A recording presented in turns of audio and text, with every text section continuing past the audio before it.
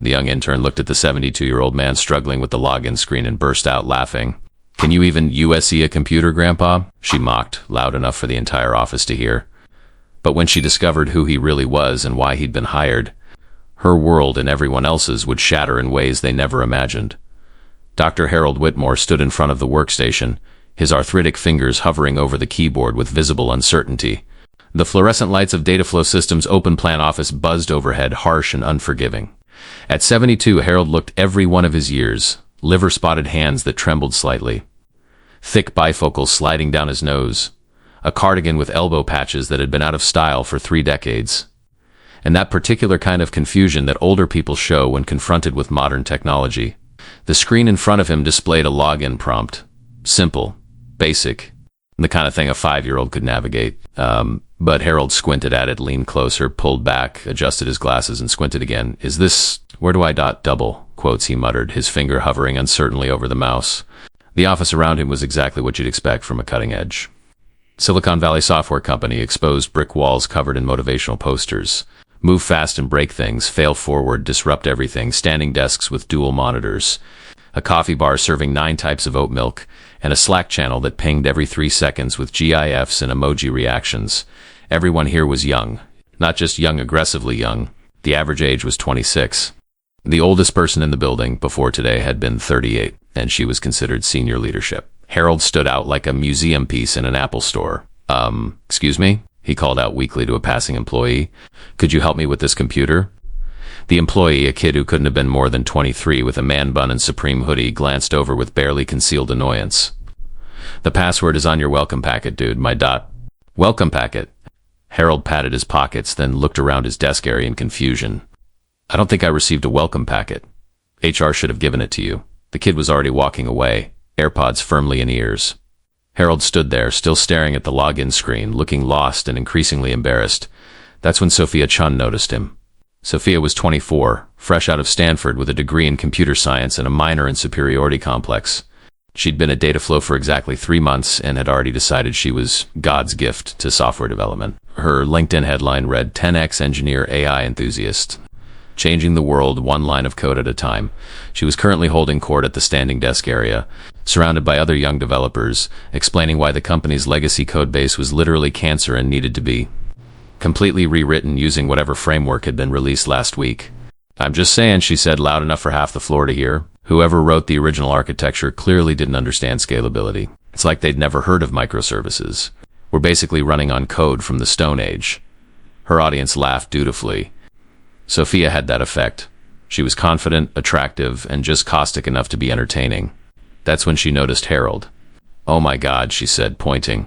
"Is that the new hire?" Everyone turned to look at the old man still struggling with the login screen. "Yeah," someone said. "I heard HR had to hire him because of some diversity initiative." "Diversity?" Sophia laughed. "What, like age diversity?" "That's literally not a thing. Apparently it is now. Something about experience and multiple perspectives." Sophia rolled her eyes. "Great. So now we have to babysit Grandpa because HR wants to feel progressive." She walked over to Harold, her footsteps loud in her designer sneakers. Several colleagues followed, sensing entertainment. "Hey there," Sophia said in that particular tone people use when talking to children, or the very old, artificially bright and slightly condescending. "Are you having trouble with the computer?" Harold looked up, relief flooding his face. "Oh yes, thank you. I can't seem to figure out how to log in."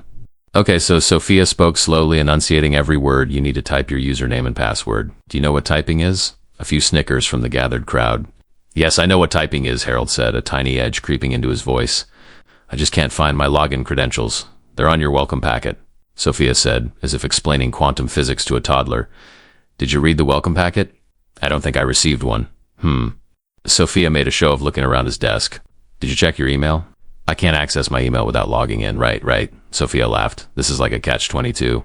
That's a really old reference. You might not get it." "I know what catch-22 is," Harold said quietly. "I read it when it first came out." "Wow, so you can read. That's great." Sophia turned to her audience, mugging. "Okay, let me help you out here, Mr. Dr. Whitmore." "Harold Whitmore." "Doctor?" Someone in the crowd laughed. "What, like a medical doctor? Did you get lost on the way to the hospital?" "PhD, Harold clarified. "In computer science." The laughter got louder. Sophia almost doubled over. "A PhD in computer science? Oh, that's rich. From where, University of Phoenix Online?" MIT, 1975. 1975. Sophia was having the time of her life now. Dude, that's like before computers even existed. Computers existed in 1975, Harold said, his patience clearly wearing thin. Barely, another developer chimed in. What did you study, punch cards? Actually, yes. We did use punch cards. The laughter was uproarious now. More people were gathering, phones coming out to record the entertainment. Oh my God, punch cards. Sophia was crying with laughter. Guys, Grandpa here learned programming on punch cards. That's like saying you learned to drive on a horse and buggy. Harold's face was red now, but whether from embarrassment or anger, it was hard to tell. Look, he said, his voice shaking slightly, I just need help logging into the system so I can start work. Can someone please start work? Sophia interrupted. Doing what exactly? We're a modern software company. We use React, Node, Python, microservices architecture, containerization, CI/CD pipelines, cloud-native development. Do you even know what any of those words mean? Harold opened his mouth to respond, but Sophia was on a roll. Can you even USE a computer? She said it slowly, deliberately, making sure everyone heard. Like, do you know how to use a mouse, how to open applications, how to Google things? Of course I can, because I'm genuinely asking. My grandmother is 75 and she can barely send a text message. How old are you, like 80? 72? 72? Sophia turned to the crowd. Why would Dataflow hire a 72-year-old man to work in software development? This isn't a retirement home. This is a tech company. A few people looked uncomfortable now, but most were still laughing, recording, enjoying the show. I mean, no offense, Dr. Whitmore, she said, the doctor with exaggerated sarcasm, but what could you possibly contribute here? Technology moves so fast. Whatever you learned at MIT in the 70s is completely obsolete now. It's like ancient history. We're talking about a time before the internet, before mobile phones, before literally everything that matters in tech today. Harold stood there taking it all in, the laughter, the pointing, the phones recording his humiliation. He'd expected this, to some degree. He'd known coming back would be difficult, but living through it was so much worse than imagining it.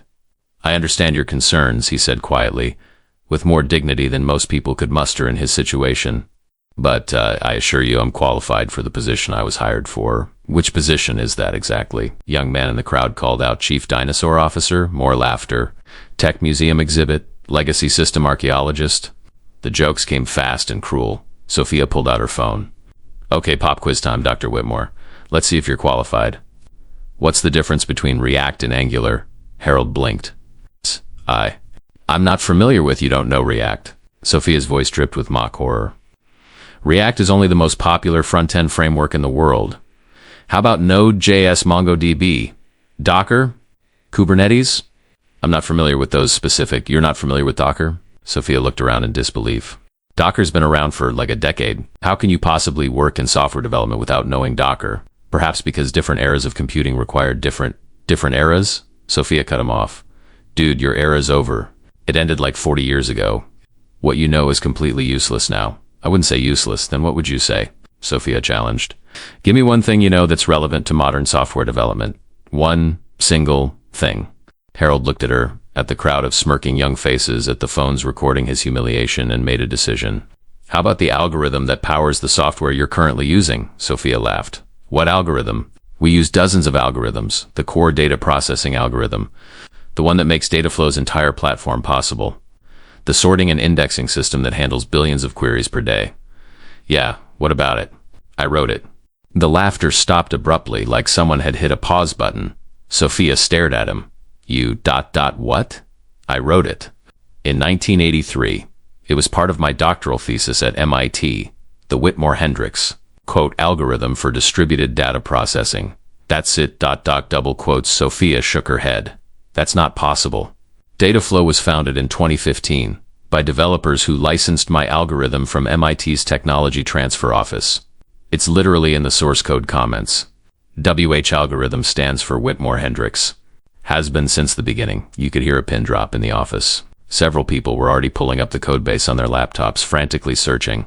Oh my God, someone whispered. He's right. It's here. It's here. WH algorithm based on Whitmore-Hendricks distributed sorting, MIT 1983. Sophia's face had gone pale. But that's the foundation of everything we do. Every single feature we build uses that algorithm. I know, Harold said quietly. I invented it. The phones that had been recording his humiliation were now capturing something else entirely. The moment a room full of arrogant young developers realized they'd just mocked a legend. "I was hired," Harold continued, his voice still gentle but now carrying an authority that commanded silence, "to consult on the next generation of the algorithm. Your CEO personally reached out to me 6 months ago. He wanted my expertise on scaling the system for the next decade, but..." Sophia was stammering now.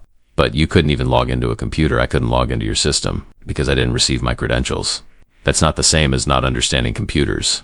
I've been working with computers since before most of you were born." He adjusted his bifocals and looked around at the gathered crowd. "I programmed on punch cards, yes.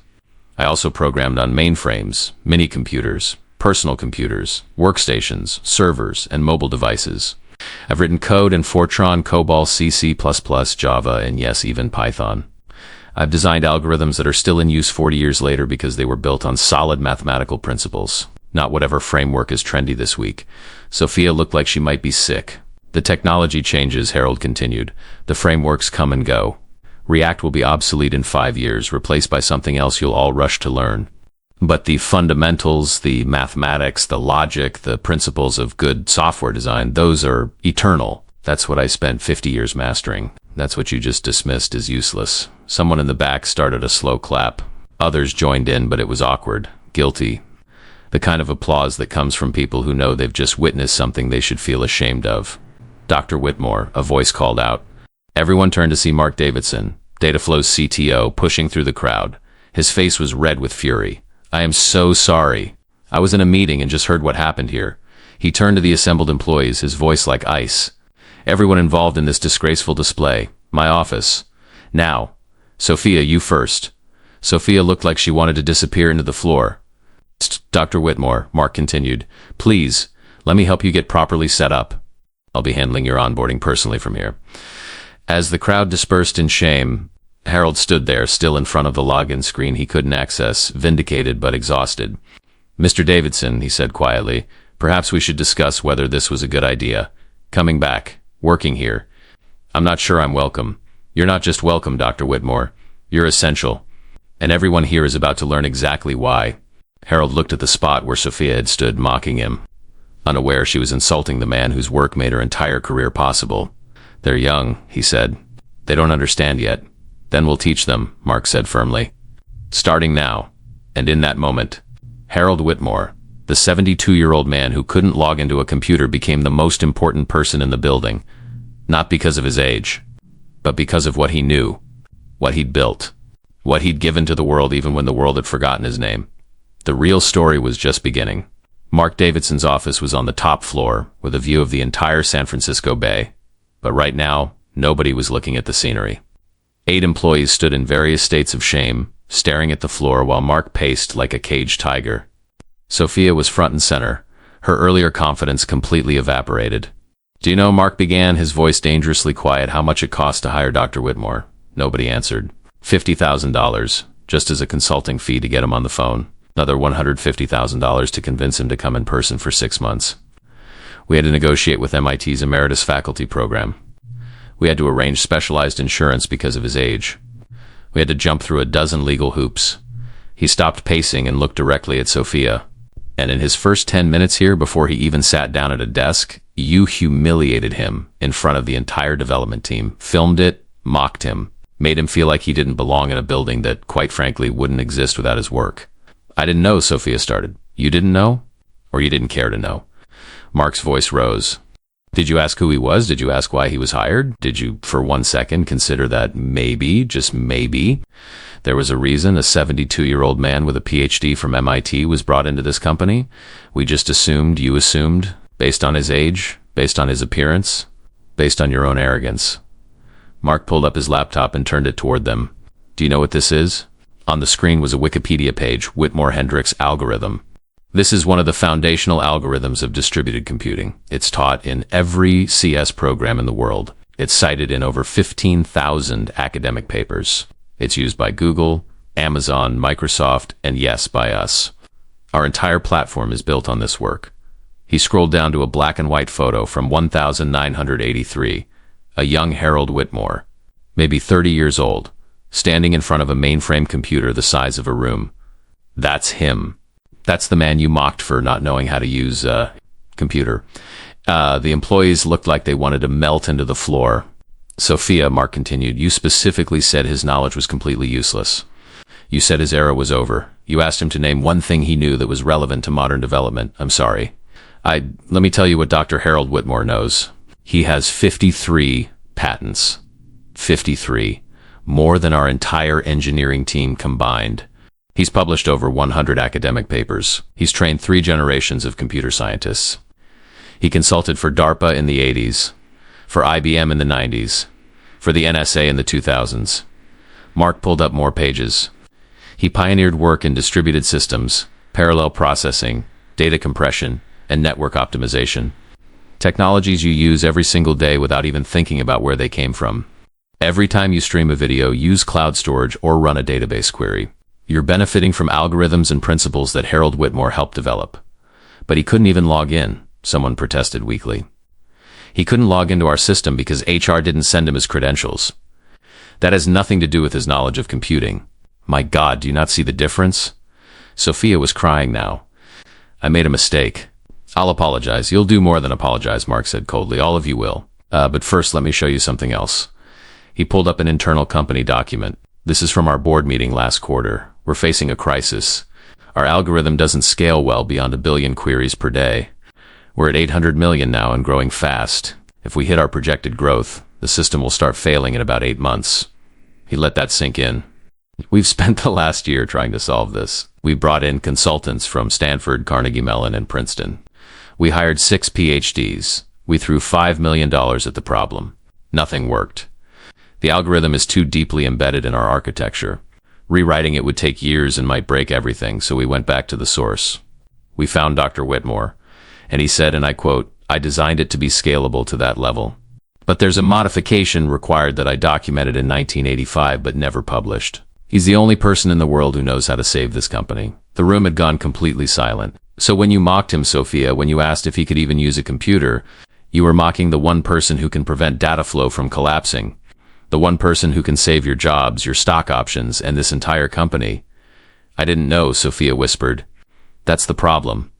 You should have known, you should have asked. You should have shown basic human decency and respect to an older person, regardless of whether they could help you. But you didn't, because you assumed age equals incompetence. Mark closed his laptop. Here's what's going to happen. First, every single one of you is going on probation.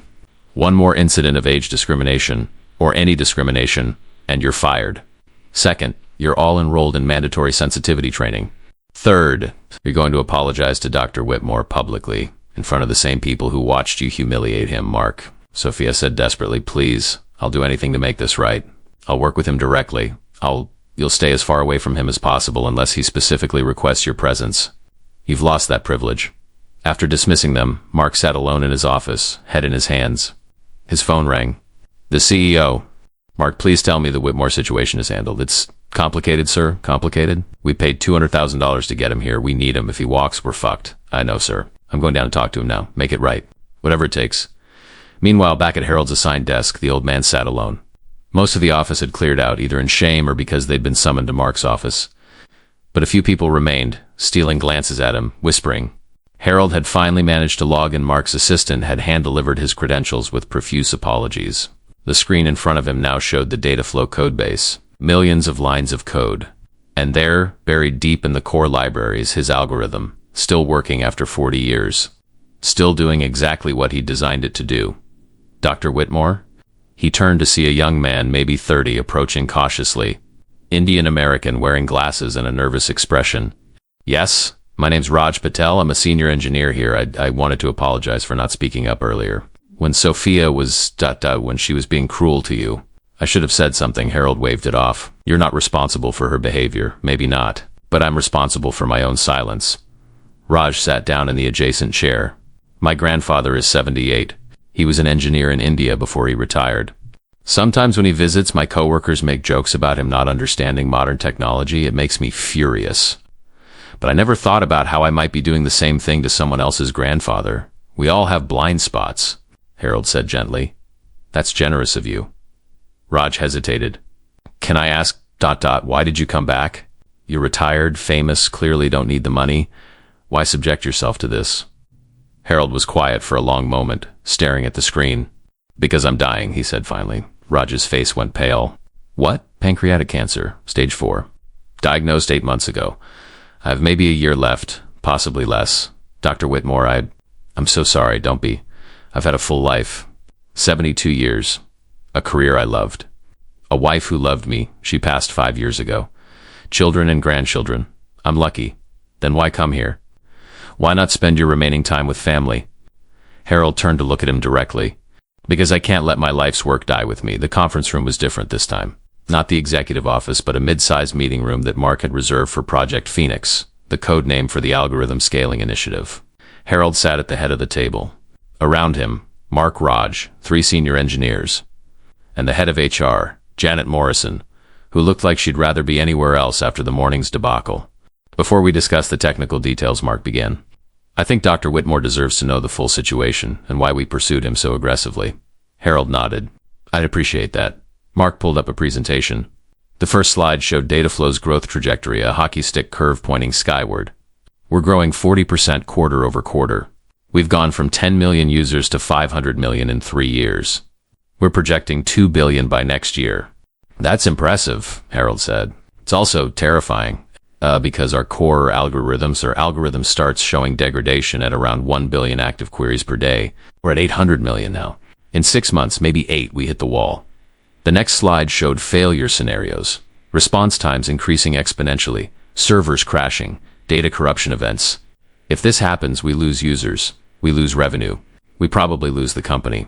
We're worth $8 billion in our last valuation.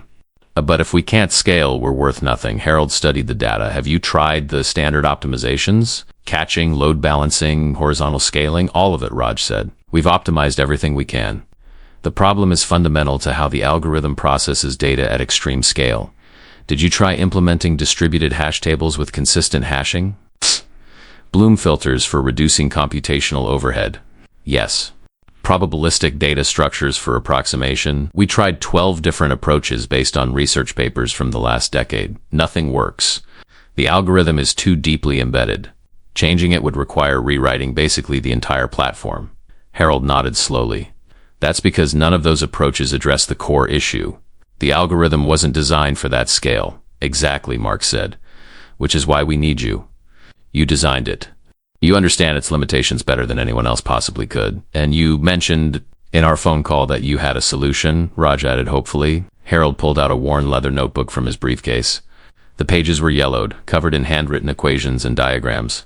In 1985, 2 years after I published the original algorithm, I realized it had a scaling limitation. The recursive sorting function becomes inefficient at extreme scale due to memory fragmentation issues. So I developed a modification, a completely different approach to the recursive process that maintains O and log in performance even at massive scale. Everyone leaned forward, staring at the notebook. Why didn't you publish it? Mark asked. Because I couldn't prove it worked, not empirically. The computers available in 1985 weren't powerful enough to test it at the scale where it would matter. I'd need billions of data points to demonstrate the improvement, and that was impossible with 1980s technology. But now Raj started. Now you have the scale. Now you have the computational power. Now my theoretical work can be tested and implemented. Harold smiled sadly. I've been waiting 40 years for computers to catch up to my mathematics so you can fix it, Mark asked, barely breathing. I can, but there's something you need to understand first. Harold closed the notebook. I'm not here just because you need me. I'm here because I need you. He looked around the table. 8 months ago, I was diagnosed with pancreatic cancer. It's terminal, inoperable. I've been through chemo, but it's palliative, not curative. I have a year at most, probably less, Janet gasped. Raj looked stricken. Mark closed his eyes. My doctors told me to get my affairs in order, spend time with family, make peace. And I did all that. But then I realized something. I'm going to die soon. And when I do, this solution, this modification I developed 40 years ago, is with me. Dr. Whitmore, ... Double quotes Mark started, but Harold raised a hand. Let me finish. I've published over 100 papers. I have 53 patents. I've trained hundreds of students. But this modification, this one piece of work I never shared with anyone, it's in this notebook and nowhere else. Not published, not digitized, not taught to any student. He tapped the notebook gently. When I'm gone, this knowledge disappears forever. And that bothers me more than dying. I've spent my whole life contributing to the field of computer science. I don't want my last piece of work to vanish just because I was too proud to share it. Proud? Raj asked. I was angry that I couldn't prove it in my time. Angry that the technology didn't exist to validate my work. So I kept it private, thinking someday I'd have access to the right resources to test it properly. But someday kept not coming, and now I'm out of time. Harold's hands trembled slightly as he held the notebook. When your CEO called me 6 months ago explaining Dataflow's scaling problem, I knew immediately what the issue was. And I knew I had the solution. But more than that, I saw an opportunity, a chance to implement this work before I die, a chance to see if I was right, a chance to contribute one last time. That's why you took the consulting fee instead of royalties, Mark realized. You don't need money. You need legacy. I need to know it works, Harold corrected. I need to know that 40 years of thinking about this problem weren't wasted. I need to die knowing I finished what I started. The room was silent for a long moment. Janet, the HR director, spoke first. Dr. Whitmore, I cannot apologize enough for what happened this morning. The way you were treated is inexcusable. You are not responsible. I am responsible. I hired you. I should have prepared the team better. I should have explained who you were and why you were here. Instead, I sent you into a hostile environment unprepared. I knew it would be difficult, Harold said. I'm old. I look out of touch. I expected skepticism. Skepticism is one thing, Mark said angrily. What Sophia did was cruelty. She's young. She doesn't understand yet. Understand what? Harold smiled sadly. That someday, if she's lucky enough to live that long, she'll be the old person everyone dismisses. She'll be the one who can't quite figure out whatever new technology has emerged. She'll be the one people mock. And maybe in that moment she'll remember me. Raj shook his head. You're far more forgiving than I would be. I'm dying, Raj. Resentment is a waste of my remaining time. Harold opened his notebook again. Now can we get to work? I don't know how many good days I have left, and I'd like to use them productively. Over the next 2 hours, Harold walked them through the modification. His handwritten notes were dense with mathematics differential equations, graph theory, complexity analysis work that was decades ahead of its time when he'd first developed it. The key insight, he explained, drawing on the whiteboard with shaking hands, is that traditional recursive sorting treats all data equally, but real-world data isn't random. It has patterns, clusters, localities. If you can identify and exploit those patterns during the sorting process, you can dramatically reduce computational overhead. That's machine learning, Raj said, stunned. You invented a machine learning approach to sorting in 1985. I wouldn't call it machine learning. We didn't use that term back then. But yes, the principle is similar. Learn from the data itself to optimize how you process it. Mark was frantically taking notes. Why didn't anyone else figure this out? They did, Harold said, eventually. Modern ML-based database optimization uses similar principles. But those techniques are applied at the application layer, not the algorithm layer. I'm proposing we embed the learning directly into the core sorting function itself. That's insane, one of the senior engineers breathed. That's brilliant. It's both, Harold agreed. It's also never been tested at scale. That's why I need you. I can provide the mathematics and the theory, but I need your modern computational power to implement and validate it. How long will implementation take? Mark asked. If we work full-time? 6 weeks. Maybe 8. You have 8 months. I don't have 8 months, Harold corrected gently. I probably have 4 to 6 months before I'm too sick to work effectively. Chemo buys me time, but not quality time. We need to move quickly. The engineers exchanged glances. Then we move quickly, Raj said. Whatever you need, Dr. Whitmore. Whatever resources, whatever support. We'll make this work. Harold smiled, genuine warmth in his eyes. Thank you, truly. You've given an old man a final gift, the chance to finish his life's work. As the meeting broke up, Mark pulled Harold aside. Dr. Whitmore, about this morning. It's forgotten. It shouldn't be. What happened was unacceptable. Sophia and the others will be disciplined. Please don't fire her. Mark looked surprised. What? Don't fire her. She's talented. I can tell from the code I've reviewed. She just needs to learn some humility. Getting fired won't teach her that. But working alongside someone she underestimated might. You want her on your team? I want young people on my team who will carry this work forward after I'm gone. Even the arrogant ones. Especially the arrogant ones, actually. They're the ones who push boundaries. Mark shook his head in wonder. You're a better person than I am. I'm a dying person. It changes your perspective. Harold paused. But I do have one condition. Name it. Tomorrow, can we do a company-wide meeting? I'd like to explain who I am, what I'm working on, and why I'm here. Clear the air, set expectations. Absolutely. I'll set it up for 10 a.m. Thank you. Harold gathered his things slowly, his movements stiff. Is there somewhere quiet I can work? The open office is a lot. We'll set you up in a private office. Whatever you need. As Harold left, Mark sat alone in the conference room, staring at the whiteboard covered in equations. This man, this brilliant, humble, dying man, had been mocked and humiliated on his first day, and his response was compassion and a desire to teach. Mark pulled out his phone and started typing an email to the entire company. Subject: required all hands tomorrow. 10 a.m. No exceptions, body. Tomorrow we will hear from Dr. Harold Whitmore about his work, his legacy, and why he's here. Attendance is mandatory. So is your attention, your respect, and your willingness to learn from someone who has forgotten more about computer science than most of us will ever know. What happened this morning was disgraceful. It will not happen again. If you missed it, ask someone who was there. If you were there, spend tonight thinking about what kind of person you'd want to be. Dr. Whitmore is dying.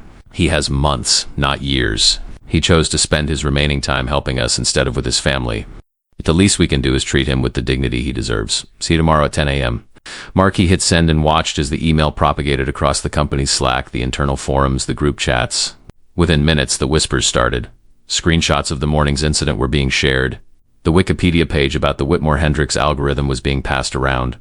The company was learning collectively and painfully what it meant to judge someone by their appearance instead of their contributions. That evening, Harold sat in the small corporate apartment Dataflow had rented for him. It was modern, minimalist, nothing like the cluttered home in Massachusetts he'd left behind. Photos of his late wife Dorothy covered the nightstand. Their children, both in their 40s now, had begged him not to make this trip. "Dad, you're sick," his daughter Amanda had pleaded. "You should be resting, spending time with the grandkids, not flying across the country to work for some tech company. This is how I want to spend my time," he'd told her. "This work matters to me, more than we do. That's not fair, Amanda. You know I love you, but I need to do this. I need to finish what I started," she'd cried. His son Michael had been angry. The grandkids didn't understand why Grandpa was leaving when he was sick. But Harold had gone anyway, because Dorothy would have understood. Dorothy, his wife of 47 years, who'd passed from a stroke 5 years ago. She'd been his sounding board, his first reviewer on every paper, his biggest supporter. When he'd shown her the notebook with the algorithm modification back in 1985, she'd said, "It's brilliant, Harry. Someday you'll prove it." "I don't know if I'll live long enough to see computers powerful enough," he'd replied. "Then you'll die knowing you were ahead of your time." That's not a bad legacy, but now he had the chance. Now the computers existed, now he could prove it. Even if it killed him in the process. His phone rang. A FaceTime call from his granddaughter, Sophie. She was 22, a recent college graduate working her first job in marketing. "Grandpa," her face filled the screen, concerned. "How was your first day?" Harold smiled. "Eventful. Did they treat you okay?" He hesitated. There were some dot challenges, but nothing I didn't expect. "Grandpa, you're a terrible liar. What happened?" So he told her about Sophia's mocking, about the crowd filming him, about struggling with the login screen while people laughed. Sophie's face went through a journey of emotions. Shock, anger, indignation. "Those osh-holes, Grandpa. You don't have to put up with that." "Come home, Sophie. Language. I don't care about language. They bullied you. They bullied a dying man who came to help them. How is that okay? It's not okay. But it's also not surprising. I'm old. I look incompetent. They didn't know who I was. They should have been kind anyway. You don't need to be important to deserve basic respect." Harold felt his chest tighten with emotion. "You're right. You're absolutely right. But that's not how the world works, sweetheart. Then the world is broken, yes, but I can't fix the world. I can only try to teach a few people before I go." Sophie wiped her eyes. "I'm going to post about this. On Twitter, LinkedIn, everywhere. This is ageism and it's bullshit. Sophie, don't Sophie me. You're Dr. Harold Whitmore. You've contributed more to computer science than anyone in that building. They should be honored you're there. Instead, they mocked you. That's wrong. If you post about it, it might make things harder for me there. Good, they deserve to be called out. Sophie, please, don't. Let me handle this my way." She looked at him through the screen, her young face so earnest, so ready to fight for him. "Fine, but only because you asked. But Grandpa, if they're mean to you again, I'm burning their company to the ground online, okay?" He laughed, genuinely. "Okay, deal." After they hung up, Harold sat in the quiet apartment, feeling the weight of his 72 years. His joints ached. His stomach hurt from the chemo. Okay, He was exhausted from the stress of the day, but tomorrow he'd get up and go back. Because he'd made a promise to Dorothy, to himself, to the legacy he wanted to leave. He would finish this work, even if it took his last breath to do it. The auditorium at Dataflow held 300 people comfortably.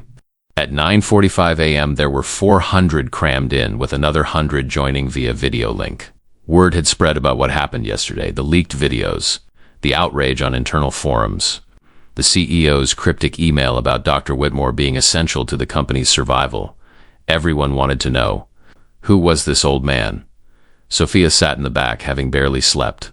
She'd spent all night reading about Harold Whitmore, his papers, his patents, the Whitmore-Hendricks algorithm that she'd used daily without ever wondering where it came from. She felt sick with shame. At 10 a.m. sharp, Mark took the stage. Thank you all for coming. I know many of you have questions about yesterday's incident. Some of you witnessed it, others heard about it.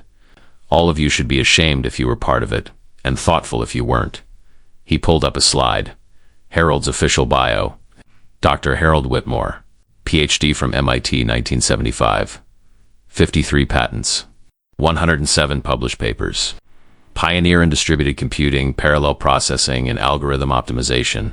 His work is cited in over 15,000 academic publications.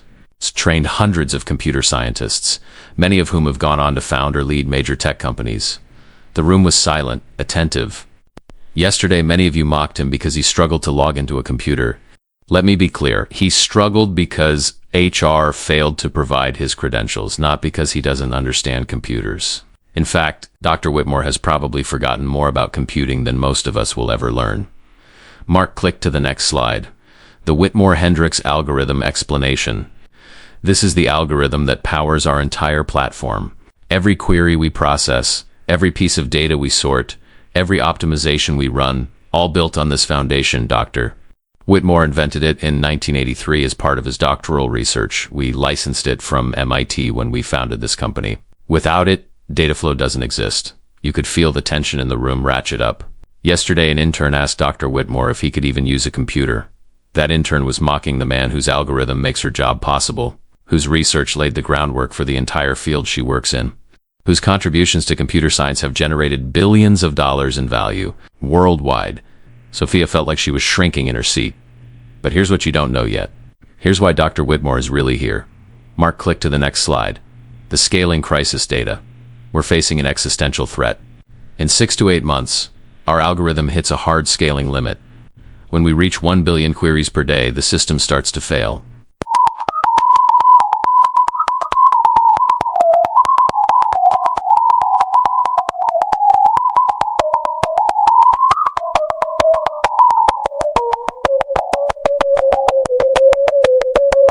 We've spent a year and $5 million trying to solve this problem. We hired PhDs from the best universities. We brought in consultants. Nothing worked. He paused for effect. So we went back to the source. We found Dr. Whitmore, and he told us something remarkable. He solved this exact problem in 1985. He developed a modification that allows the algorithm to scale infinitely. But he never published it because the computers of his time couldn't test it at the necessary scale.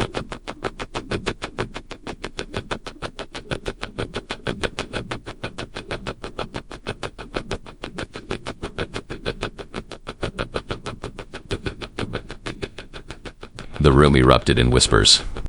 Dr. Whitmore is here to implement that modification, to save this company, to ensure that his life's work and, by extension, all of our jobs survives. Mark's voice hardened. Yesterday, you mocked the one person who can prevent data flow from collapsing. You filmed him, laughed at him, made him feel unwelcome. You judged him based on his age and appearance instead of asking why a man with his credentials would come work here. He clicked to another slide, Harold's medical diagnosis. There's one more thing you should know. Dr. Whitmore is dying. Pancreatic cancer. Stage 4. Terminal. He has months to live, maybe a year if he's lucky. He could be spending that time with his family, with his grandchildren, in comfort and peace. The room went completely silent. Instead, he chose to spend his final months here, working with us, teaching us, making sure his last contribution to computer science doesn't die with him. And our response was to humiliate him on his first day. Mark's voice was thick with emotion now. I want you all to think about that. A dying man chose us as the recipients of his final work. And we treated him like garbage. Several people were crying. Sophia had her head in her hands. So here's what's going to happen. Dr. Whitmore is going to come up here and speak. You're going to listen. You're going to treat him with the respect he deserves. And then you're going to ask yourselves, what kind of person am I? What kind of company do I want to work for? What kind of world am I creating? Mark stepped back from the podium. Ladies and gentlemen, Dr. Harold Whitmore. The applause started slowly, then built to a standing ovation. Harold walked onto the stage carefully, his gait unsteady, his hands gripping a cane that nobody had noticed yesterday. He reached the podium and waited for the applause to die down. Thank you, he said, his voice soft but clear. That's very kind, though I'm not sure I've earned it yet. A few nervous laughs. Mark asked me to talk about my work, my career, my reasons for being here. But I think what really needs to be discussed is what happened yesterday, and what it teaches us. He adjusted his bifocals, looking out at the sea of young faces. When I walked in yesterday, I knew I looked out of place. I'm old. My clothes are outdated. I move slowly. I couldn't immediately figure out your login system. From your perspective, I looked incompetent. So when Sophia Chun, he looked directly at her in the back, and she felt like she might die, asked if I could even use a computer. It was a reasonable question based on what she could see. The problem wasn't the question, it was the contempt behind it, the mockery, the assumption that age equals uselessness. Sophia was crying openly now. I don't blame her for not knowing who I was. I'm not famous outside of academic circles. My work was done decades ago. But I do blame her and all of you for not caring to find out before making me feel unwelcome. The room was completely silent except for occasional sniffles. Let me tell you something about aging. It's terrifying. Every year you lose a little bit more. Your body stops working the way it used to. Your mind isn't as sharp. Technology moves faster than you can keep up. You become increasingly aware that the world is leaving you behind. Harold's voice wavered slightly. And the hardest part isn't the physical decline, it's the invisibility. People stop seeing you as a full person. They see your age, your limitations, your outdated clothes. They don't see your knowledge, your experience, your still active mind. You become a problem to be managed instead of a person to be respected. That's what happened yesterday. You saw my age. You didn't see me. He paused, letting that sink in. I've lived 72 years. I've learned a lot in that time. I've made mistakes, lots of them. I've failed at things. I've succeeded at others. I've buried my wife of 47 years. I've raised 2 children. I've taught hundreds of students. I've contributed to a field I love deeply. And now I'm dying. The doctors give me 6 to 12 months, maybe less. My body is shutting down, slowly but inevitably. I've made peace with that. What I haven't made peace with is the idea of dying with my work unfinished. Harold pulled out the worn leather notebook and held it up. This contains 40 years of thinking, a modification to the algorithm that I believe, but cannot prove will allow infinite scalability. It's never been published, never been tested, never been shared. When I die, this knowledge dies with me, unless I share it with you. He looked around the room. That's why I'm here. Not for money, I don't need it. Not for fame, impasse, caring about that. I'm here because I want my last contribution to matter. I want to die knowing I finished what I started. And I want to teach one final generation of computer scientists before I go. The emotion in the room was palpable. But here's what I need from you. I need you to see me. Not my age. Not my limitations. Me. The person who still has things to teach. Who still has knowledge to share. Who's still capable of contributing, even as my body fails. Can you do that? The question hung in the air. Then Sophia stood up in the back. Her voice was shaking. Dr. Whitmore, I'm Sophia Chun. I'm the one who mocked you yesterday. I filmed you. I made fun of you in front of everyone. I treated you like you were nothing. Harold looked at her kindly. I remember. I'm so sorry. There's no excuse for what I did. I was arrogant. I was cruel. I judged you without knowing anything about you. And I'm ashamed. She was sobbing now, but continued. I stayed up all night reading your papers. You're brilliant. You've accomplished more than I ever will. And I treated you like garbage. I don't deserve your forgiveness. But I'm asking for it anyway, and I'm asking for the chance to learn from you. If you'll still teach me after what I did. Harold was quiet for a long moment. Sophia, come up here, please. She walked down the aisle, her legs shaking until she stood on stage next to him. Look at me, he said gently. She raised her eyes, tears streaming down her face. You made a mistake, a big one, a cruel one, but you're young. You're learning. And the fact that you spent last night educating yourself instead of defending your behavior tells me you're capable of growth. He put a hand on her shoulder. I forgive you. Not because what you did was okay, it wasn't.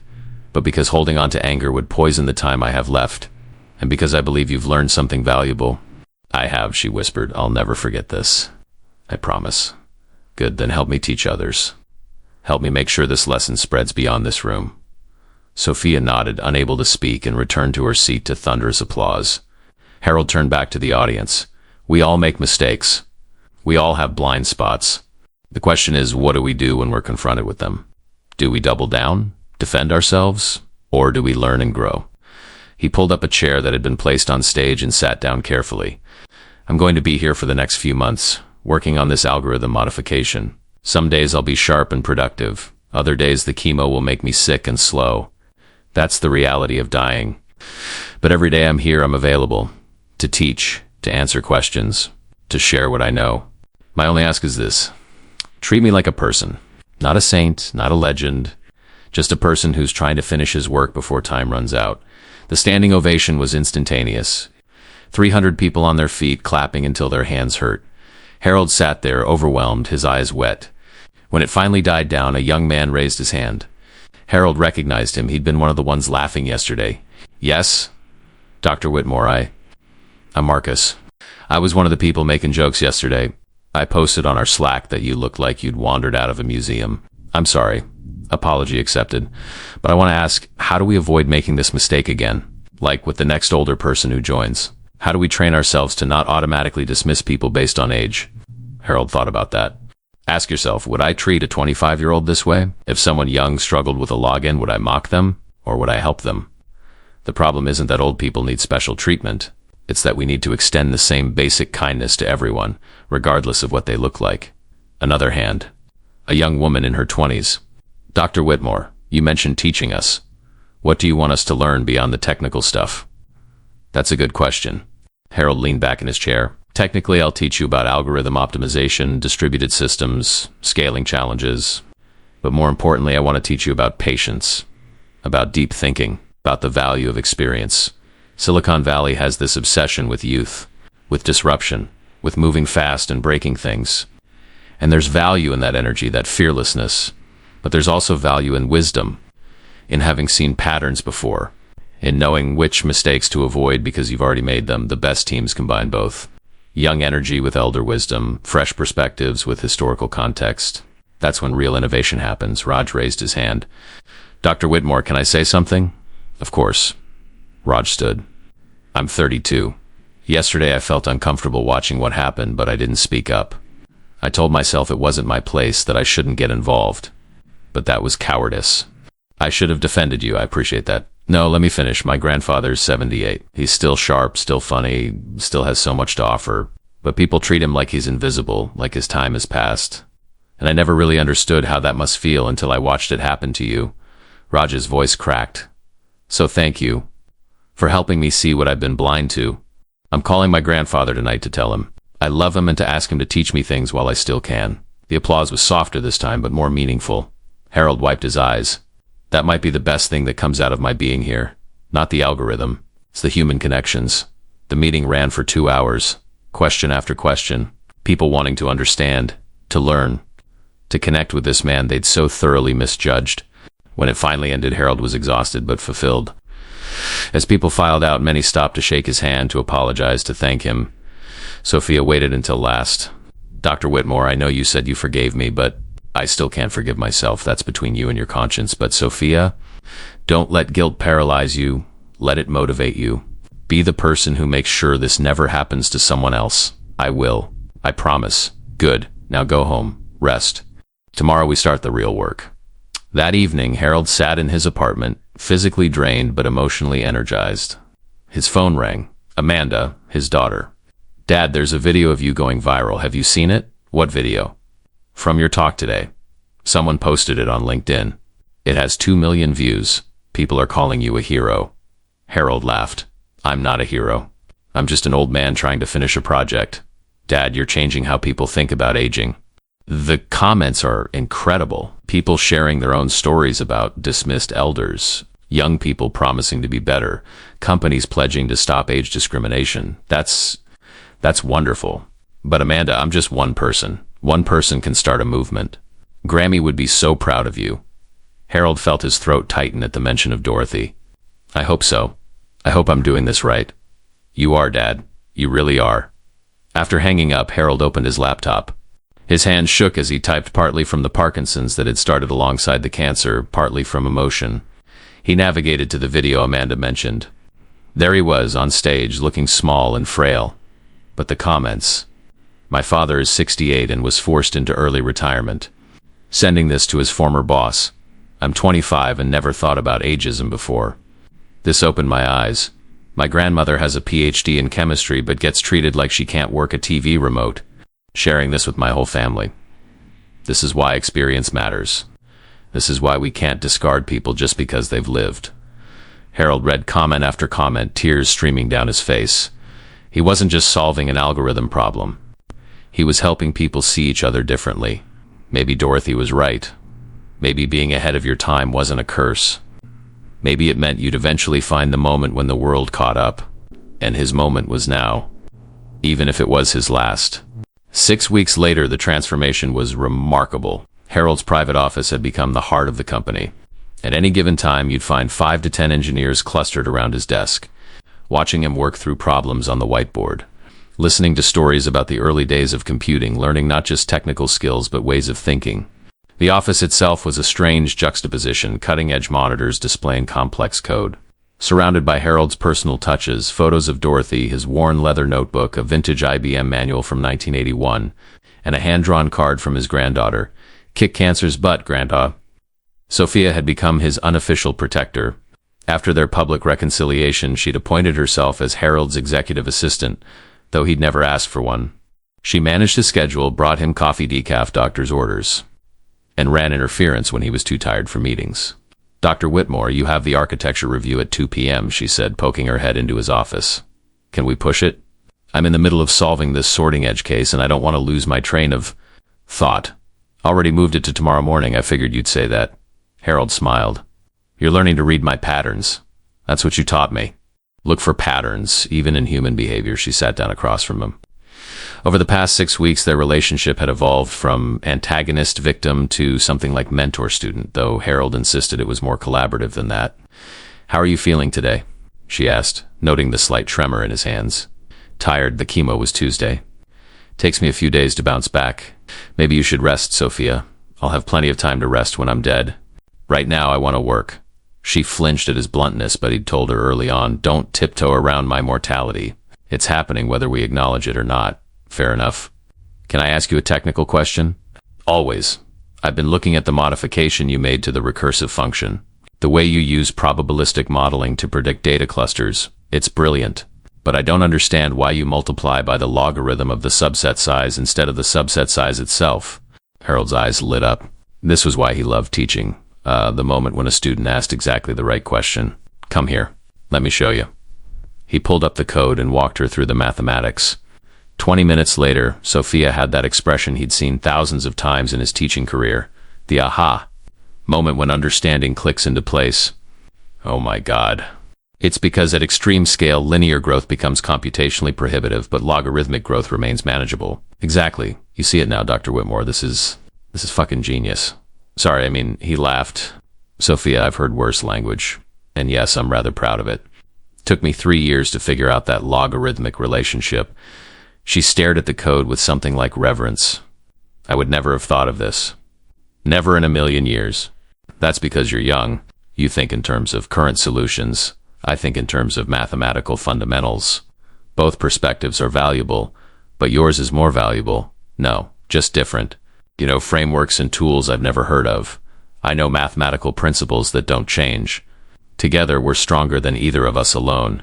The phrase had become something of a mantra at Dataflow over the past weeks. Together, we're stronger. A knock on the door.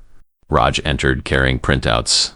Dr. Whitmore, the test results from the simulation are back. Harold's hands actually shook as he reached for the papers. This was it. The moment of truth. They'd spent 6 weeks implementing his 40-year-old modification. Now they were testing it at scale. 2 billion simulated queries, twice their projected breaking point.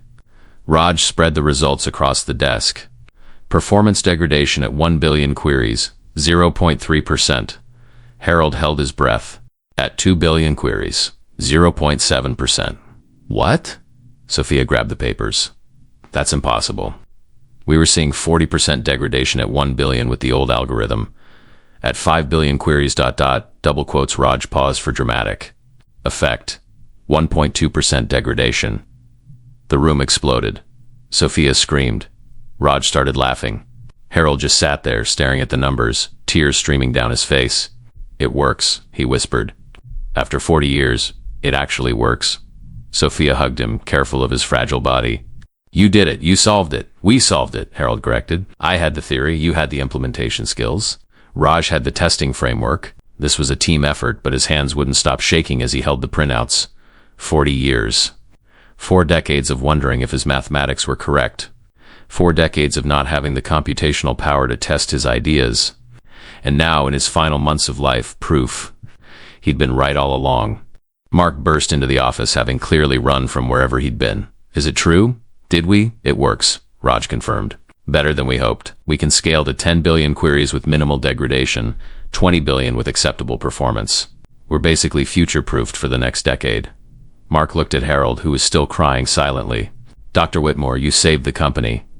I finished my work, Harold corrected softly. That's all I wanted. To finish.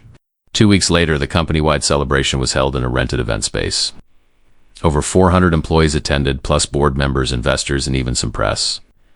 Harold sat at the head table, looking thin and tired, but content. The chemo was getting harder. His good days were fewer. But today was a good day. Mark gave a speech about the successful implementation, the projected revenue growth, the competitive advantage they'd secured. Then he turned to Harold. But none of this would exist without Dr. Harold Whitmore. Not just the modification we implemented, the entire foundation of our platform. The algorithm that made data flow possible in the first place. He clicked to a slide showing a timeline 1983, Whitmore-Hendricks algorithm published 1985, scaling modification developed unpublished. 2015, data flow founded using WH algorithm 2024. Dr. Whitmore implements his modification, securing data flow's future doctor. Whitmore, would you say a few words? Harold stood slowly, leaning on his cane. The room erupted in applause that lasted several minutes. When it finally died down, he looked out at all these young faces that had become so familiar. 8 weeks ago, I walked into your building and couldn't figure out how to log into a computer. Many of you laughed. Some of you filmed it. A few of you defended me, though not as many as I'd have hoped. The room was silent, attentive. Today, I want to thank you, all of you. Yes, even the ones who mocked me. That got surprised murmurs. You gave me exactly what I needed, a reason to prove myself. A challenge. A final mission. I've spent 8 weeks doing the most fulfilling work of my life. Not because the algorithm is particularly special, though I'm proud of it, but because I got to teach, to share, to connect with a new generation. He paused, catching his breath. Sophia Chun, he looked at her directly. Stand up, please. She stood reluctantly, still embarrassed by her role in his first day. Sophia asked me on day 1 if I could even use a computer. It was cruel. It was dismissive. It hurt. But it also sparked something in me, a determination to show not just competence, but mastery. Over the past weeks, Sophia has become one of my best students. She's brilliant, hardworking, and she's learned something crucial, that arrogance and intelligence aren't the same thing, that asking good questions is more valuable than having quick answers. Sophia was crying. So thank you, Sophia, for the wake-up call, for pushing me, and for growing into someone I'm proud to have taught. He gestured for her to sit, then continued. I don't know how much longer I have. The doctors are vague. Months, they say. Maybe more. Maybe less. My body's failing in the ways bodies do, but my mind is still sharp, at least on good days. And I want to use whatever time remains to teach. Harold pulled out a stack of papers. This is a curriculum I've developed. Fundamentals of algorithmic thinking. It covers the mathematical principles that underlie all computing, regardless of what framework or language is trendy. I'm giving it to Dataflow royalty-free. Use it. Teach it. Share it with other companies. Mark accepted the papers, visibly moved. I'm also establishing something I'm calling the Whitmore Fellowship, working with MIT and Stanford. We're creating a program that brings together young engineers and elder computer scientists. The young teach the old about modern tools. The old teach the young about enduring principles. Together they solve hard problems. The first cohort will be funded by my estate. I'm leaving the majority of my savings, about $3 million, to keep this program running after I'm gone. Gasps throughout the room. Some of you might be thinking, 3 million? That's not that much for someone with 53 patents. And you're right. I made some money over the years, but I spent most of it on my wife's care when she was sick, on my children's education, on living a comfortable but not lavish life. Money was never the goal. The work was the goal. The teaching. The contribution. That's what matters. That's what lasts. He looked around the room. When I Deonde will die, probably soon, I don't want to be remembered as the guy who invented an algorithm. I want to be remembered as someone who showed that age is not an expiration date, that experience has value, that every generation needs the others to thrive. You're all so young. Most of you think you're invincible, that you'll never be old.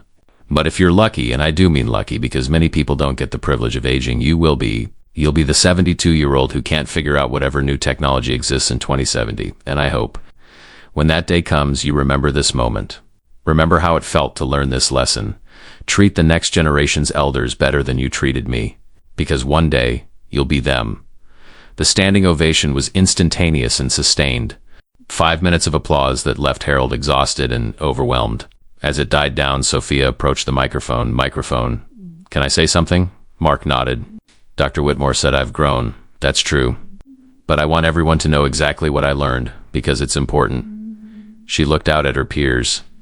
I learned that I'm not as smart as I thought, that being able to code quickly doesn't mean I understand deeply, that frameworks are temporary but fundamentals are forever. That mockery is easy, but wisdom is hard. More than that, I learned that I was scared. Scared that someone older might know more than me, might make me irrelevant. So I attacked first. I diminished him before he could diminish me. Her voice cracked, but Dr. Whitmore never tried to diminish anyone. He lifted us up. He taught us. He forgave us when we didn't deserve it. And he's dying. She had to stop, overcome with emotion. He's dying, and he chose to spend his last months teaching ungrateful kids who mocked him. That's not just professional. That's not just kind. That's fucking heroic. The room erupted in applause again. Sophia walked over to Harold and knelt beside his chair. Thank you, she said simply, for everything. For seeing past my arrogance to whatever potential I have. For being patient. For being present. For mattering. Harold hugged her awkwardly from his seated position. You're going to do great things, Sophia. Just remember, success isn't about being the smartest person in the room. It's about making the room smarter. For months later, Harold's condition had deteriorated significantly. The cancer was aggressive. The chemo had stopped working. His doctors suggested hospice care, but Harold refused. I have one more thing to finish, he insisted. He was down to working 3 hours a day maximum. Some days he couldn't work at all. The pain was too intense, the nausea too debilitating, the confusion from the medications too profound. But on his good days, he was still brilliant. Dataflow had set up a remote connection so he could work from the hospice facility when he couldn't make it to the office. But today was different. Today was the launch day. Mark had arranged for a car to bring Harold to the office. When he arrived, aided by a nurse in his cane, the entire company formed a corridor from the entrance to his office. They applauded as he walked slowly through, his frail body held up by determination more than strength. This is too much, Harold protested weakly. It's not enough, Mark replied. Today, Dataflow was going live with the new algorithm. The one Harold had designed 40 years ago and finally implemented in his last months of life. The system would handle queries at a scale that was impossible before, positioning Dataflow as the industry leader for the next decade. But more importantly, today was the launch of something else. The Whitmore Fellowship Program. In Harold's office, which had been converted into something between a workspace and a shrine, 30 people gathered. Half were young engineers from tech companies across the valley. Half were computer scientists over 60, many of them retired, some still teaching. The first cohort of Whitmore Fellows. Sophia stood at the front, now the program's director. She'd stepped back from her engineering role to run this full-time. Decision that shocked her peers but made perfect sense to anyone who'd watched her transformation. Dr. Whitmore, she said, her voice thick with emotion, we're ready to begin. Harold sat in a comfortable chair they'd brought in for him. He looked terrible, gaunt, pale, the sharp intelligence in his eyes now swimming in pools of pain and medication. But he was present. He was here. Please, he said softly, start. Sophia began the orientation. Welcome to the first Whitmore Fellowship. This program exists because Dr. Harold Whitmore believed that the best innovation happens when generations work together. Young energy meeting elder wisdom. New tools meeting timeless principles. She clicked to a slide showing the program structure, 6 months of paired work. Young and old together on real projects. No hierarchy, true collaboration. The fellows you'll see here represent a combined 800 years of experience, Sophia continued, gesturing to the older scientists. They've worked on projects from ARPANET to the Human Genome Project.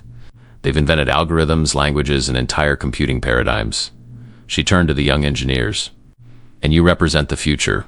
You know, technologies that didn't exist 5 years ago. You see possibilities that earlier generations couldn't imagine. Together, you'll work on challenges that neither group could solve alone. One of the young engineers raised his hand. What if we disagree? What if the older fellows want to do things the old way and we think there's a better approach? An older fellow, Dr. Patricia Lynn, 76, pioneer in artificial intelligence, laughed. Then you argue, she said. You debate.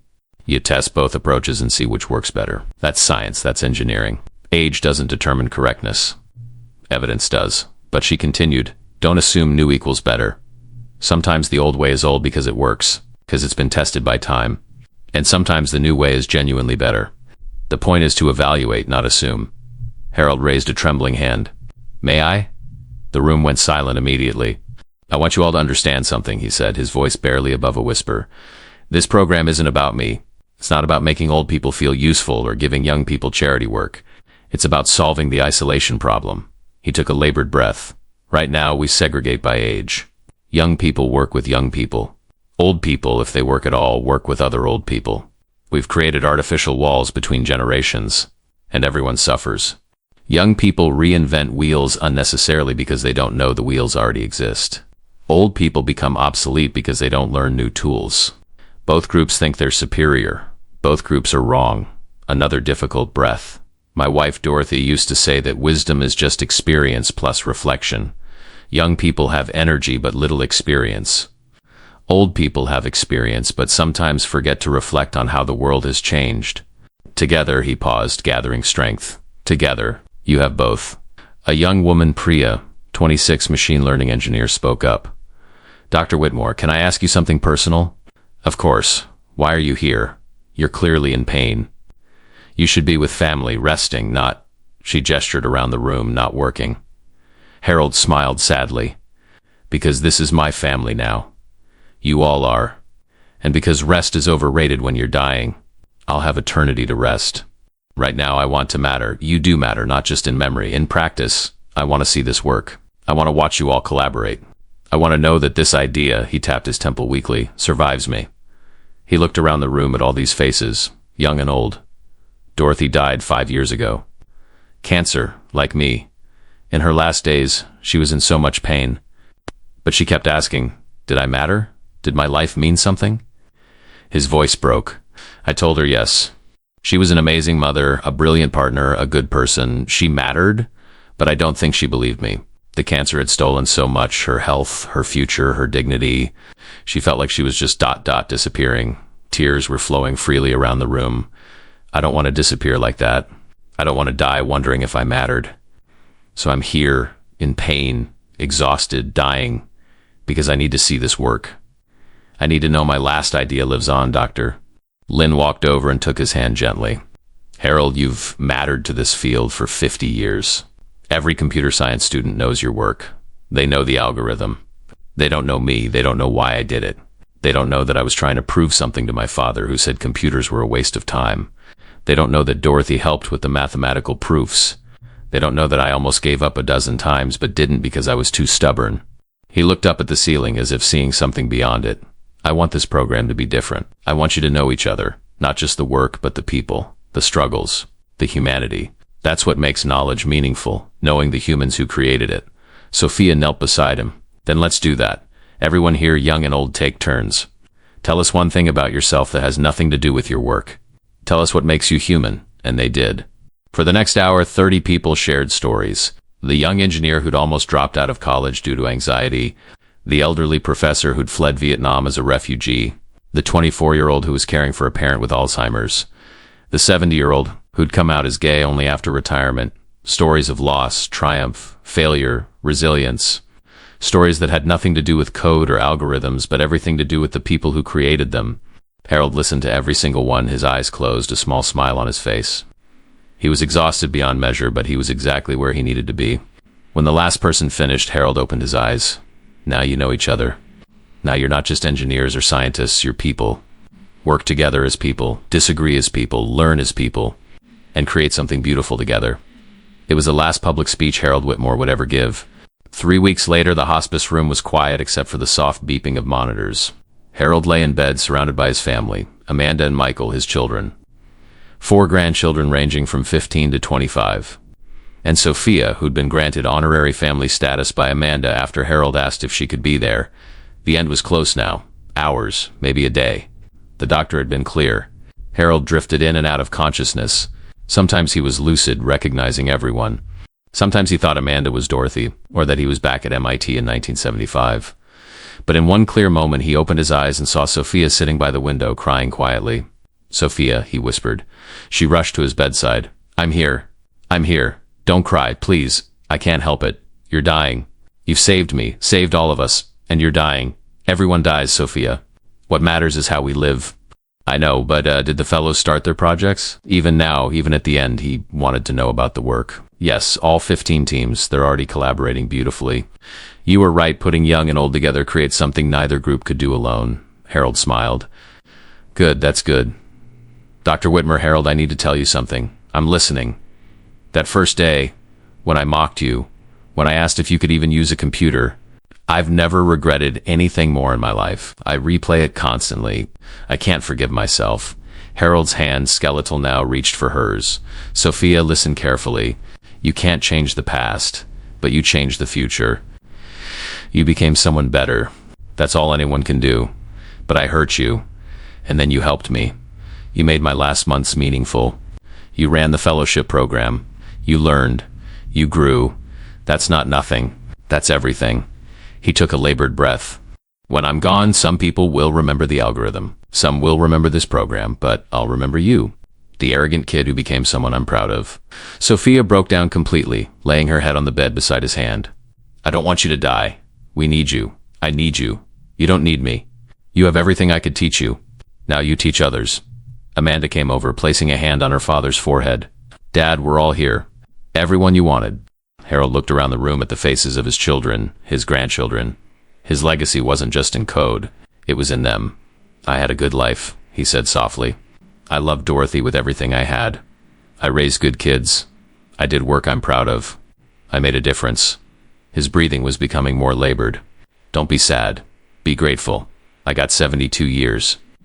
Some people get much less. I got to finish my work. Some people die with things undone. I got to see my family one last time. Some people die alone." His grandson, Sophie, the one who'd FaceTimed him after that first awful day, leaned in. "Grandpa, I'm applying to MIT computer science. Because of you." Harold's eyes lit up one final time. "That's wonderful. So wonderful. I'm going to make you proud. You already do. All of you do." His eyes started to close. "Dorothy," he whispered. "I'm coming, Dorothy. Did I do okay? Did I finish it?" Amanda squeezed his hand. "You did, Dad. You finished everything. The fellowship, make sure. Make sure it continues, quotes, it will, I promise." "Good. That's good. Tell them. Tell them age is just just a number. Experience is everything." His breathing slowed. "I'm tired now. So tired." "Then rest, Dad. We've got you." "Dorothy, is that you?" "It's Amanda, Dad." "Oh, Amanda, I love you. Tell Michael. Tell the kids. I love them. We know. We all know." One more breath. Then another. Smaller. "Did I matter? Did I do enough?" "Yes," Amanda said through tears. "You did more than enough." Harold Whitmore smiled one last time, and then he was gone. The auditorium at MIT could hold 1,000 people. 2,000 showed up. They set up overflow rooms with video feeds. People stood in hallways just to be part of it. The program listed Harold's accomplishments: 53 patents, 107 papers, 40 years of teaching, thousands of students trained, and one final gift, the Whitmore Fellowship Program, which had expanded to 15 companies in just 4 months. But the real memorial wasn't the statistics. It was the stories. Sophia spoke first, her voice steady despite her grief. 4 months ago, I met Dr. Harold Whitmore by humiliating him in front of my entire company. I mocked him for being old. I questioned whether he could even use a computer. I filmed him struggling and posted it on Slack for laughs. The audience was silent, riveted. I did this because I was scared. Scared that someone with more experience would expose how little I actually knew. Scared that age might be more valuable than youth. Scared that I wasn't as special as I thought. Dr. Whitmore could have destroyed me. He could have had me fired, sued me, publicly shamed me. Instead, he forgave me, taught me, turned me into someone better. She held up a worn leather notebook.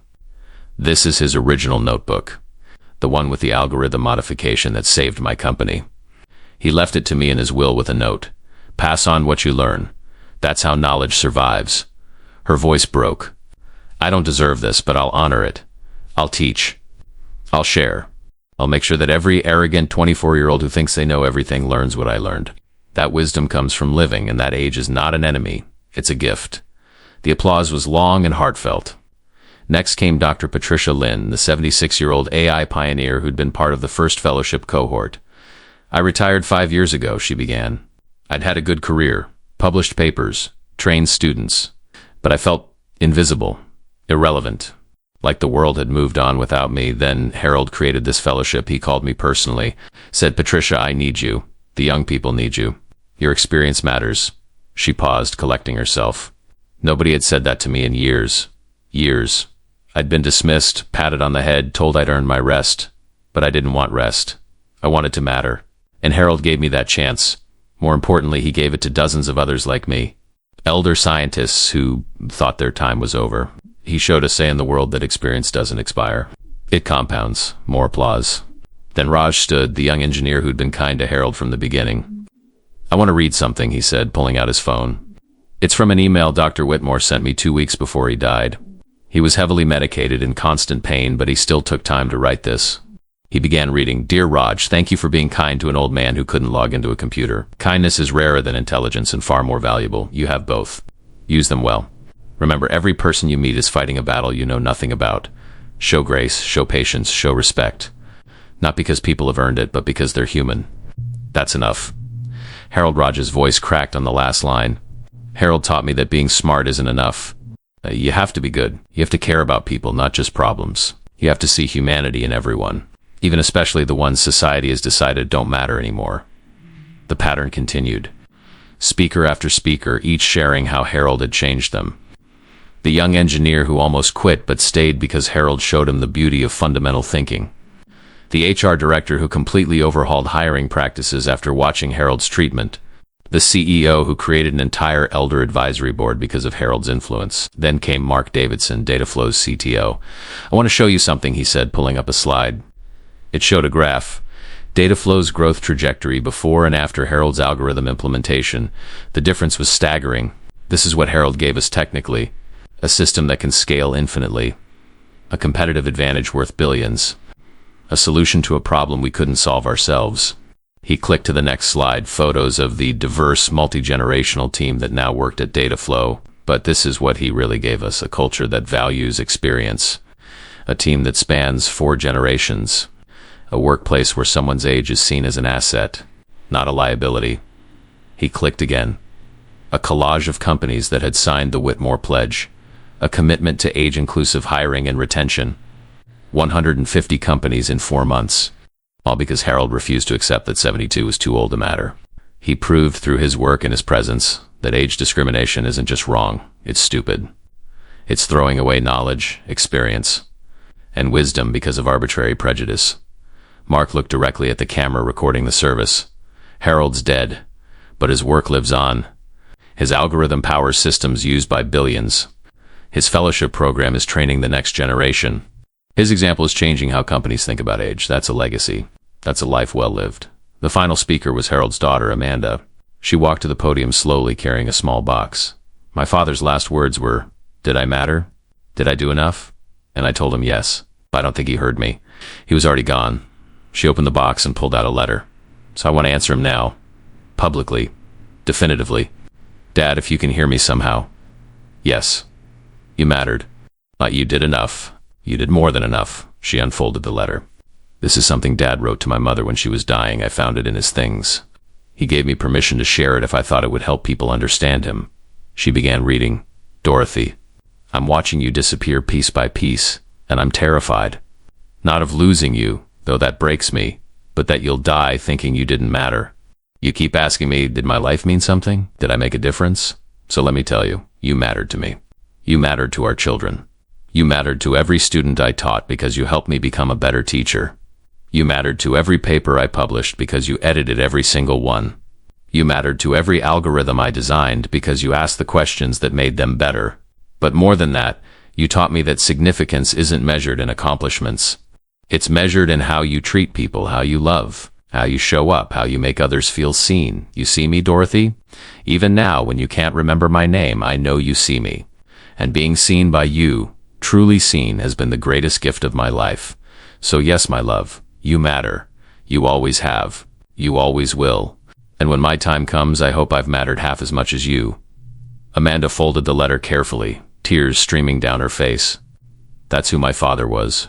Someone who understood that mattering isn't about fame or money or patents, it's about the lives you touch, the people you help, the world you make a little bit better. He touched thousands of lives, he helped hundreds of people.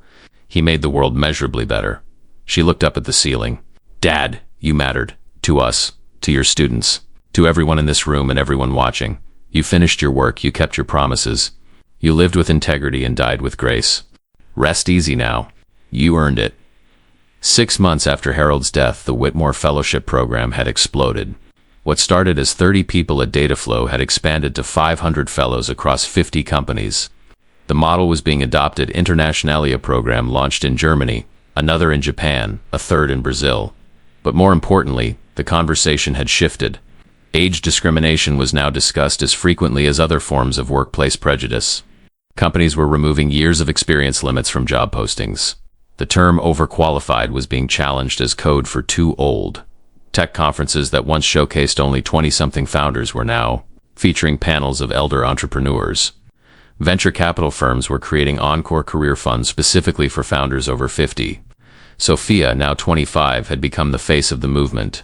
She'd given a TED Talk titled "The Day I Mocked a Genius" that had been viewed 30 million times. She'd written a book, "What I Learned from the Man I Humiliated," but her proudest achievement was simpler. She'd convinced her grandmother, who'd retired from engineering 20 years ago, to come out of retirement and join a Whitmore Fellowship cohort. "Grandma, you have 50 years of experience," Sophia had argued. "That's not something to retire from. That's something to share." Now her grandmother was teaching young engineers at a startup in Portland, loving every minute, feeling relevant again. The viral video of Harold's first day had been watched over 50 million times. But it wasn't the humiliation people focused on anymore. It was the transformation, the before and after, the lesson learned. Comments under the video told a story. "My father is 68 and just got hired as a consultant because of this movement. Thank you, Dr. Whitmore. I'm 72 and went back to work last month. First time in 10 years I've felt valuable. This man changed my life without ever meeting me.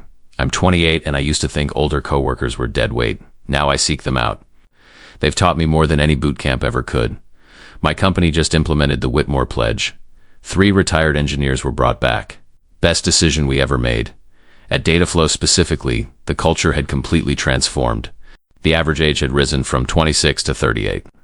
The company had a formal mentorship program pairing young and old. They'd created an elder council of retired engineers who consulted on major decisions. And in the lobby where Harold had once been mocked, there was now a statue. Not of Harold in his prime, but of Harold at 72 with his cane, his bifocals, his worn cardigan. The plaque read, "Dr. Harold Whitmore, 195222024. Age is not what limits us. Prejudice is." He came here to finish his work. He finished ours instead. Beneath it, a continuously updating counter. Whitmore Fellows trained 847 companies with Whitmore programs. 127 older workers hired through movement. 4,293 lives changed. Immeasurable 1 year after Harold's death. MIT held a symposium, The Whitmore Legacy, Bridging Generational Divides in Technology. The keynote was given jointly by Sophia Chun, 25, and Dr. Patricia Lin, 77, a perfect embodiment of what Harold had envisioned. They stood together on stage, the young engineer who'd once mocked age and the elder scientist who'd once felt invisible. Dr. Whitmore died believing that his algorithm was his legacy, Sophia began. But he was wrong. The algorithm is impressive, but it's not his legacy. His legacy, Dr. Lin continued, is proving that every generation needs the others. That young people don't have a monopoly on innovation. that old people aren't relics of a bygone era, that together we're unstoppable. They clicked to a slide showing a photo of Harold from his last day in the office, surrounded by young and old colleagues, smiling despite his obvious pain. "This is what matters," Sophia said. "Not the code, not the patents, not the awards. This connection, collaboration, seeing each other as fully human regardless of age." Harold could have spent his final months in comfort, Dr. Lin added. He chose discomfort. He chose to be mocked, dismissed, doubted, because he believed in something bigger than himself. He believed that knowledge doesn't belong to one generation, it belongs to all of us, and it's our job to pass it on. They clicked to the final slide. Harold's handwritten note from his notebook, now displayed in MIT's computer science building. "To whoever finds this, I spent 40 years thinking about this problem. Don't waste 40 years on your own problems. Ask someone who's already solved them. Learn from the past, build on it, then teach the next generation so they don't have to start from zero." That's how humanity progresses, not by reinventing wheels, but by standing on the shoulders of those who came before. And remember, someday you'll be the elder. You'll be the one with knowledge to share. Make sure you share it. Make sure you matter.